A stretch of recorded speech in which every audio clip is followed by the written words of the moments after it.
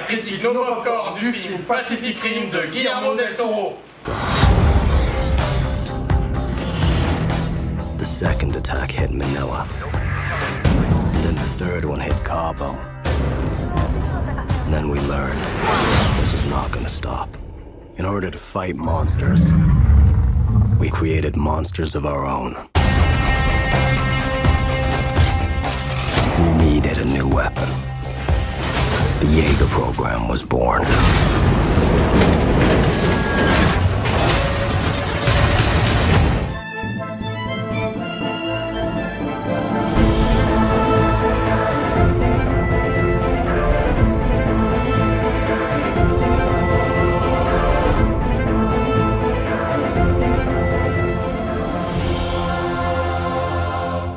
La force du scénario, c'est qu'il crée un univers complet qui dépasse même ce qu'on voit à l'écran ou ce qu'on imagine. Il y a toute une mythologie, tout un vocabulaire. C'est un univers. En ça, pour moi, ça va rappeler le premier Star Wars où, en effet, on imagine un univers encore plus large.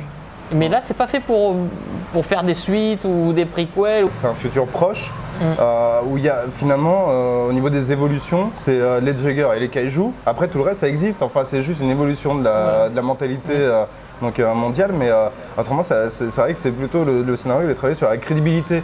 Et tout ce qu'on voit autour des Jaeger, ça reste assez crédible. Ouais. Il y a vraiment cet effet immersif. On arrive un peu comme si on était au milieu d'une saga en cours. On est dans le plus grand combat qui est, mais il y a eu déjà une histoire parallèle. Ça donne une texture à l'univers qui dépasse simplement le fait de les robots contre les ça rajoute la touche de l'enjeu aussi, parce qu'on se dit, voilà, le début il démarre comme ça. C'est pas possible, surtout qu'après, donc c'est encore au-dessus, mais on se dit, mais à la fin, ça va donner quoi? Ce que j'ai apprécié du scénario aussi, c'est qu'il se sert d'un gimmick un peu purement science-fictionnel, c'est-à-dire les deux pilotes sont reliés par ce qu'ils appellent le drift, c'est-à-dire que leurs cerveaux sont en connexion, mais ça se fait à travers leurs souvenirs.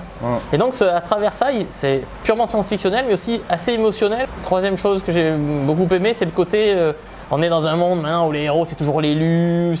Là, c'est des valeurs de solidarité. Il n'y a pas un élu qui va tous nous sauver. C'est une solidarité entre les hommes. C'est un peu un héroïsme old school, quoi. D'anciennes valeurs. Ça se passe à Hong Kong, une majeure partie du film. Enfin, on n'a pas essayé d'américaniser le truc, de tout situer aux États-Unis comme ils ont l'habitude de faire. Si je me souviens bien, à part l'ouverture à San Francisco, mais encore rapidement, c'est l'Australie, Hong Kong et l'Alaska. Les personnages, ils ont des noms qu'on ne voit jamais. Stacker, Pentecost, Mako. Il y en a qui l'expliquent aussi. Perlman, il explique son nom, d'où il vient. Mais il n'y a pas que ça, même au niveau des kaiju, il y en a plein de différents. Donc, comme on peut le voir dans la bande-annonce, il y a celui qui est requin, il y a celui qui est un peu plus crabe. Enfin voilà, il y a toutes des inspirations. Et ça fait partie du scénario aussi. Donc c'est vrai, ceux qui disent que c'est simple.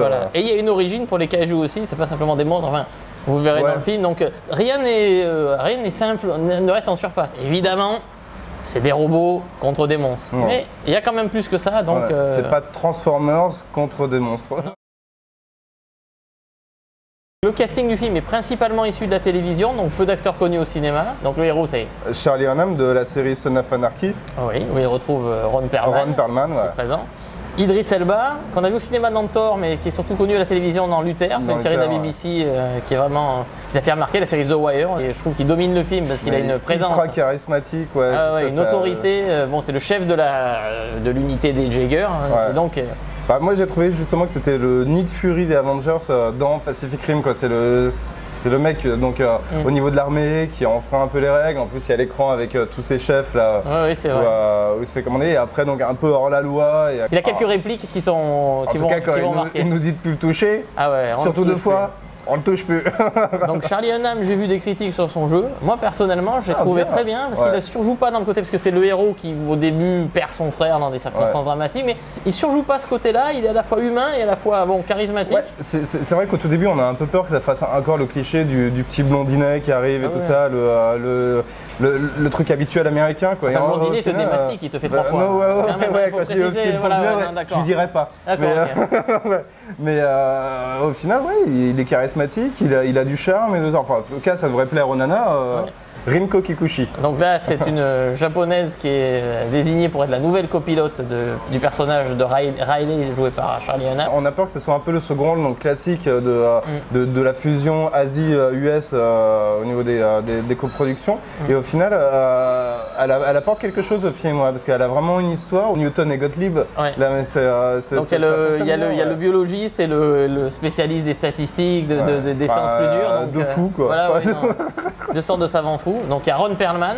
Ouais, ah putain, excellent. Rôle sur mesure. Ah ouais, rôle à sa démesure, je dirais même. Il est dans tous les Del Toro, donc il est encore là. Ouais, mais c'est normal, c'est sa muse. Oui, il est beau. Bravo la muse. Non mais super rôle, super bien écrit. D'ailleurs à ce propos, restez après le générique dans le film. Ouais. Tu auras une petite surprise. Forcément, quand on attend un film de Guillermo del Toro, surtout là avec un budget de Warner, on attend, quand on sait comment il gère ses budgets, comme tu le dis souvent.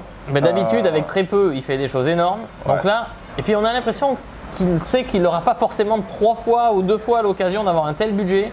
Donc il y va vraiment. Il saisit sa chance tout de suite. L'échelle, elle est gigantesque. Il se permet même de donner la leçon aux maîtres du genre, que sont Snyder, Michael Bay. Chaque combat a sa propre histoire, sa propre géographie. Enfin, on voit très bien, les monstres sont très différents. Le design des kaiju est tellement travaillé que justement ça se répercute là-dessus et ça rend les combats mais monstrueux. Enfin, là on va vraiment du plus profond des abysses jusqu'aux limites de l'atmosphère. C'est l'avantage de Del Toro quand même, il a fait dans le détail, il a tout explosé.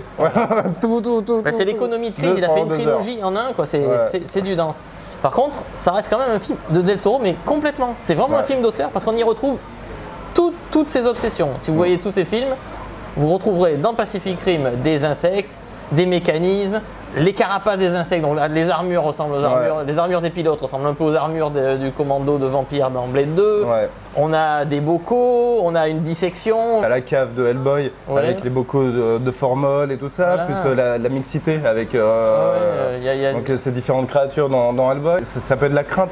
Enfin, qu'un réalisateur comme ça qui a du talent, dès qu'il a un petit peu plus de budget, il peut se dire, il perd sa personnalité. Là au final, c'est juste, ça lui a permis d'aller plus loin dans sa personnalité, quoi. Donc en fait, il a gardé sa touche personnelle et il a fait encore mieux. Le thème de Pacific Rim, il est incroyable. Écoutez la BO si vous pouvez, elle est super. Il y a un peu des morceaux électroniques à la John Carpenter, il y a des morceaux avec des chœurs. Le thème d'ailleurs, il y a la guitare de Tom Morello de Rage Against the Machine. John Knoll, c'est un nom peu connu, mais en fait c'est le superviseur d'effets spéciaux qui est très connu, il a fait des très grands films, il travaille pour ILM. Et là je trouve qu'ILM fait un travail sur ce film, sur Pacific Rim, c'est un tour de force à la fois artistique et technologique.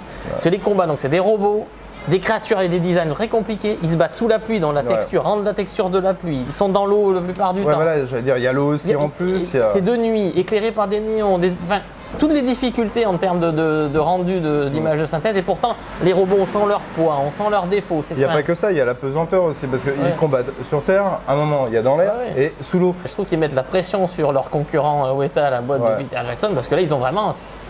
C'est un super haut niveau, j'ai trouvé. À un moment, justement, j'y ai pensé par rapport à Weta.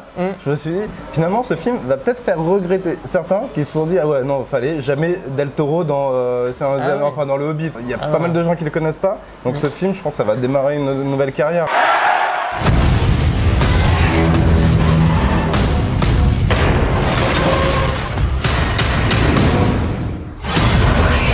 Pacific Rim.